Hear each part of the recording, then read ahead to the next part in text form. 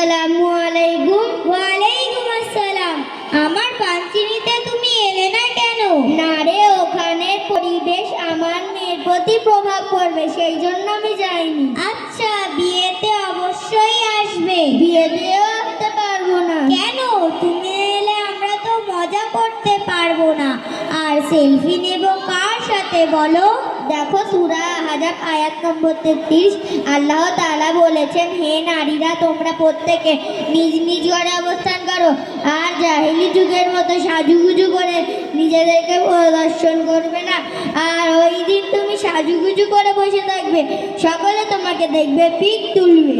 সাজুগুজু করাটা কি খারাপ? না রে বোন, সাজুগুজু করে পর পুরুষকে দেখানোটা হারাম।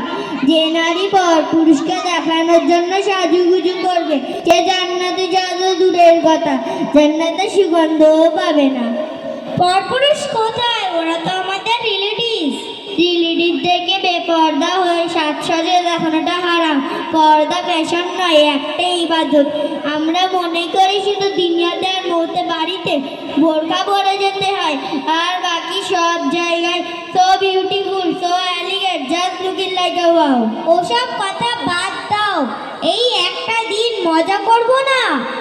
এই দেখো, আমার পাঞ্চিনির দিন এত সুন্দর সুন্দর পিক তুলেছি, কেমন লাগছে বলো?